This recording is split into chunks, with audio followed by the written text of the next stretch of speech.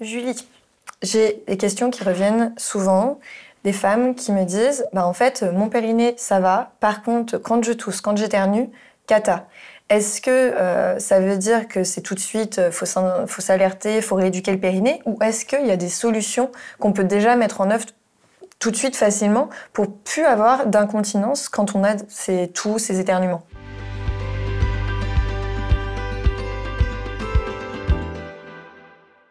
Alors, il y a quand même une problématique, c'est la fuite. Donc, ça nécessite quand même d'en prendre soin et ça veut dire que le périnée est quand même pas complètement compétent. Parce que sinon, normalement, quand on tousse et qu'on éternue, on n'a pas de fuite.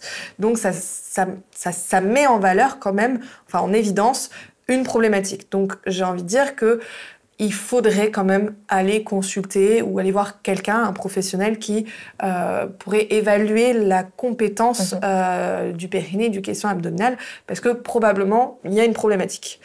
Mais quand même, il y a des choses à mettre en place en amont.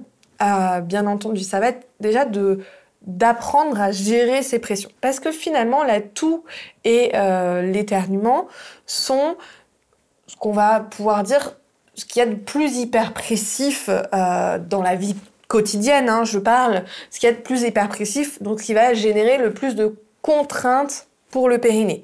Donc, voilà, on ne part pas en panique si c'est à la toux ou à l'éternuement. J'ai envie de dire, en même temps, c'est ce qu'il y a de plus hyperpressif. Oui, en fait, c'est là où il va y avoir le plus d'impact sur le périnée. Voilà. Donc, si c'est uniquement sur une toux, un éternuement, c'est-à-dire qu'il y a une petite faiblesse au niveau du périnée, sûrement problème au niveau des gestions des pressions abdominales, mais que c'est pas forcément catastrophique. Non, voilà, on rassure énormément, ça n'est pas catastrophique. Par contre, ça signe qu'il y a une problématique. Donc, il faut quand même faire quelque chose. Voilà, moi je recommande quand même de faire quelque chose. Mais déjà, la première étape, ça va être d'apprendre à gérer ces pressions et d'anticiper un petit peu cette toux, cet éternuement.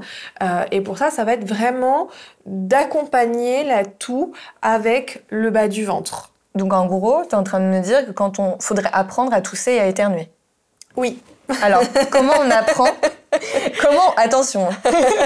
Comment on apprend à tousser et à éternuer? Alors, déjà, la première chose, ça va être sa position. Sa position générale. Si on éternue en se cachant, ce qu'on peut avoir tendance à faire, parce qu'on ne veut pas... après, le Covid et tout ça, c'était un peu mal sur les vu. Voilà. Donc, si on se renferme, finalement, on ferme au niveau du caisson abdominal, donc on augmente déjà de base les pressions. Et en plus, on ne met pas en situation favorable notre transverse de l'abdomen, qui est notre allié dans cette histoire. Donc, clairement... la posture joue déjà un rôle. Donc, ça va être plutôt d'être... droite, en fait. Droite, exactement. Parce que quand on est droite, le transverse, donc, est notre abdominaux profond, en fait, vraiment, qui va se contracter naturellement. Et donc, va faciliter sa contraction.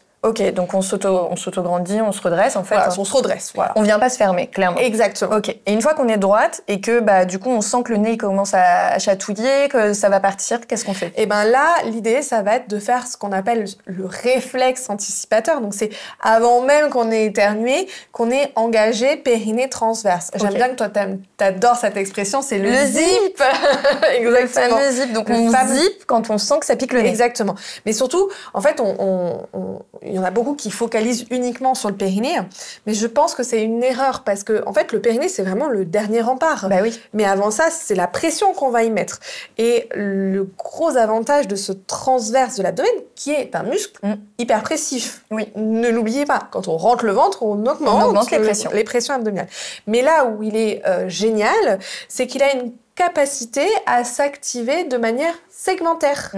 Et en fait, de l'engager du bas vers le haut va aider, parce qu'on a besoin de cette augmentation de pression pour tousser et éternuer. Ça va permettre de stabiliser notre diaphragme pour évacuer. Donc, on en a besoin de cette hyperpression. On ne doit pas se retenir. Ben non, il faut l'évacuer. Surtout si on a une toux grasse, il faut absolument évacuer. Alors, on aura d'autres systèmes pour évacuer. Alors, d'abord avec des respirations pour faire remonter le mucus et finir, une fois que c'est dans la gorge, par tousser pour l'expectorer. Au dernier moment et pas aller le chercher. Et tousser, aller chercher où là, on s'abîme. Revenons à notre sujet, donc notre posture. Donc, il va falloir engager ce transverse de l'abdomen de manière segmentaire et engager le périnée, bien sûr. Ça, on le sait. Idéalement, c'est bien assise, mieux que debout. Oui. On peut éventuellement croiser les jambes pour aider un petit peu, mais attention, quand on croise les jambes, on serre les adducteurs et pas le transverse de l'abdomen. Et des fois, ça peut être une compensation qui n'est pas optimale. Ouais. Donc, c'est pas forcément la meilleure solution. De croiser les jambes. Voilà, vaut mieux s'asseoir, être bien droite, zipper, tousser. Ok. Ça, c'est vraiment idéal. Alors, des fois, la plupart du temps, c'est la première toux, le premier éternuement, on l'a pas fait. Oui. Parce qu'on a oublié, parce que c'est pas automatique. Donc l'idée, c'est que ça devienne automatique au fur et à mesure. Mais des fois, ça ne l'est pas. Donc moi, je dis, mais c'est pas grave, en fait. Parce que du coup, au deuxième, au troisième, vous aurez engagé. Au fur et à mesure. Et du coup, vous aurez protégé. Au lieu de faire 3 toux délétères, finalement, il n'y en aura qu'une. Exactement. Donc déjà, c'est mieux que rien. C'est mieux que rien. Exactement. Voilà. Donc ça, c'est... Parce que les patientes, même si elles n'ont pas... Ah, mais à chaque fois, au premier, je me loupe. Je dis, mais c'est pas grave. C'est déjà ça de gagner. Ouais. Voilà. Donc ça, c'est vraiment important. Mais je dirais même avant tout ça, c'est vraiment d'aller chercher la prévention. Donc, quand on a des toux chroniques, des allergies... Des allergies, en fait. C'est essayer de les traiter. Alors, c'est pas toujours évident, ça c'est sûr. Mais il faut pas prendre ça à la légère. Faire des tests d'allergie, voir s'il n'y a pas un traitement à mettre en place, comprendre d'où viennent les allergies. Des choses comme ça. Oui, parce qu'au final, cet exercice du zip avec l'autograndissement pour apprendre à tousser correctement, s'il n'y a pas besoin de tousser, on se retire quand même ça aussi. Oui, voilà, c'est quand même une hyperpression en moins. Et on le sait, les patientes avec des troubles respiratoires ont plus de risques d'avoir des troubles au niveau du périnée. Bien sûr. Et après, c'est pareil, la fréquence, parce que des fois, j'ai des femmes qui, au début de l'hiver, me disent ça va. Et puis, on arrive à la fin de l'hiver avec la répétition des grippes, des fois des toux, etc. Ou alors en période d'allergie, avec la répétition. Les premières, ça va. Et au bout de quelques semaines, ça va plus. Comment est-ce qu'on rassure ces femmes ? Alors, c'est compliqué. Moi, c'est vrai que c'est rigolo. Moi, j'ai un peu des arrivages. Alors, c'est plus pour la... Ouais, c'est pour la consultation de PCR. Où, en fait, je sais quand il y a des épidémies, finalement, parce que j'ai vraiment début, à l'automne et au printemps. C'est vraiment les moments où j'ai plus de consultations parce que c'est là où il y a des problématiques. Alors, quand on est malade, quand on a une grosse bronchite, déjà c'est aller consulter, voir s'il n'y a pas quelque chose à faire. Bon, si c'est viral, on attend que ça passe, mais ça peut traîner un petit peu sur les bronches. Alors, il faut vraiment penser à cette posture, à bien engager le zip pour prévenir. Voilà. Après, s'il y a des fuites, on va un petit peu les subir sur le moment. Oui. Ça ne sert à rien d'entamer une rééducation à ce moment-là, parce que déjà vous êtes malade, donc votre corps il est fatigué, et puis vous risquez de contaminer aussi les autres, ça sert à rien. Et puis il est en surcharge déjà votre périnée. C'est ça. Donc on va pas travailler. Le travailler quand il est déjà en surcharge. Donc, des femmes qui ont beaucoup de fuites parce que justement elles sont en période d'allergie ou qu'elles sont malades et qui se disent j'ai des fuites donc je vais bosser mon périnée. En fait tout faux. Faut attendre. C'est pas le bon moment. Il vaut mieux attendre une semaine. Une fois que ça va mieux, le périnée aille mieux en fait. Voilà, pour reprendre et effectivement entamer soit si on a déjà l'habitude et qu'on est entraîné, qu'on a un petit peu son programme de remise en forme, on va pouvoir le faire après, ou bien sinon on va aller consulter un professionnel à ce moment-là. Donc, et est-ce que tu fais une différence entre cette fuite, tu vois, on appelle ça une fuite d'effort pendant un éternuement, sur une vessie pleine versus sur une vessie vide. Parce que c'est pareil, des fois j'ai des femmes qui sont sorties en course, ça fait 3 heures qu'elles marchent, elles ont la vessie qui est pleine, et là elles vont avoir un éternuement, et donc va y avoir du coup une fuite.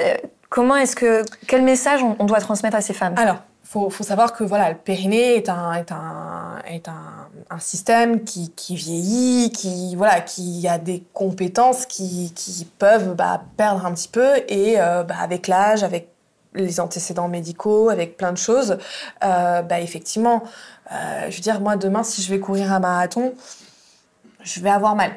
C'est sûr, je pense que je vais même pas le finir, mais voilà, en fait, c'est ça, c'est que si on met tout dans le même panier, la fatigue, le stress, la vessie pleine, ça fait 15 jours que j'éternue, Bah ouais, enfin je veux dire, et là, j'ai envie de dire, cette fuite-là, elle est pas très inquiétante. On s'inquiète pas. Alors, on essaye de comprendre, en fait, quelles ont été les causes qui ont amené à la fuite, et si c'est exceptionnel, Ouais, on s'alarme on pas. s'alarme pas, parce que ça peut arriver, c'est aussi physiologique quelque part, voilà, si tous les éléments sont réunis. Et puis j'ai envie de dire, il y a un moment donné, je veux dire, après, ça va dépendre de chaque patiente et où est-ce qu'elle met son niveau de tolérance. Bien sûr. Mais il y a des moments où le système, il est ce qu'il est. Et il peut être soumis à trop de charges. Comme, voilà, des fois, on peut se faire une blessure parce qu'on a eu trop de charges sur son bras, son épaule, etc., par rapport aux capacités d'adaptation. Et donc, du coup, on va à la blessure et on peut aller à la fuite parce qu'à un moment, il y a plein de choses qui étaient réunies. Tous les facteurs étaient réunis pour avoir la fuite. Et donc, de pas forcément s'alarmer ou dramatiser la situation. Non, voilà, et faire les choses se rassurer quand même. Voilà. Vous pouvez consulter, ça peut être intéressant d'engager une rééducation ou même une prise en charge sportive un petit peu plus spécifique à ce moment-là, parce que ça peut être un signal d'alerte, pourquoi pas.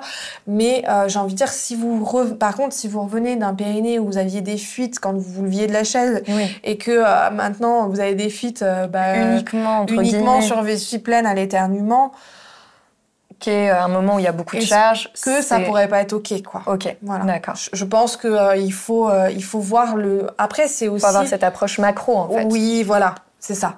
Et pas, voilà. Pas dramatiser non plus. Pas dramatiser. Oui, toutes les fuites. C'est des signaux quand même. Ça reste un signal, mais. Ça dépend aussi d'où on vient, ça dépend des antécédents. Je veux dire, si on a eu une lésion importante lors d'un accouchement. Ça peut être encore résiduel. Je veux dire, voilà, on ne retrouvera pas un périnée de compète. Donc, voilà. Après, je pense que ça, c'est aussi des choses à parler avec votre professionnel de santé et savoir où est-ce que vous mettez votre gradient. Où est-ce que c'est OK, c'est tolérable, et là, où est-ce que c'est pas tolérable. Mais après, il y a pour certaines personnes, c'est pas tolérable. Et dans ce cas-là, continuer de travailler, continuer de consulter. Voilà, mais il faut être conscient que là, peut-être qu'il n'y aura pas la solution. Magique, en tout cas. À un moment donné, quand le muscle on voit un accouchement peut créer une vraie lésion musculaire ou nerveuse, et du coup, le fonctionnement, il n'est plus là. Donc, on va avoir compensé, ce qui fait qu'on aura une étanchéité globale qui est OK, mais forcément, à un moment donné, on ne peut pas compenser. Il y a un moment donné, quand c'est trop délétère. Voilà, c'est ça. Donc, mais il y a des solutions, il y a énormément de solutions avant aussi. Et donc, toutes ces solutions, elles sont aussi regroupées dans notre livre, dans notre guide Santé de la femme, où là, en fait, vous pourrez retrouver les nombreuses solutions et on parle de périnée, on parle d'incontinence, on parle de tout ce qui est possible de faire en termes de prévention pour avoir un périnée en bonne santé, et aussi l'activité et les éternuements. On parle aussi d'allergies, on parle de tout ça. Donc, n'hésitez pas à vous commander ce livre si vous l'avez toujours pas. Offrez-les à vos amis, à vos mères, à vos sœurs, à toutes les femmes autour de vous, parce que c'est un vrai cadeau que vous faites et que vous leur faites quand vous avez ce livre de guide de santé des femmes. La description de cette vidéo a tous les liens pour pouvoir vous fournir ce livre et nous retrouver également sur nos différents réseaux sociaux, notre chaîne YouTube, notre podcast, et puis également notre académie, puisqu'on forme également les professionnels du sport et de la santé sur toutes les questions de santé de la femme.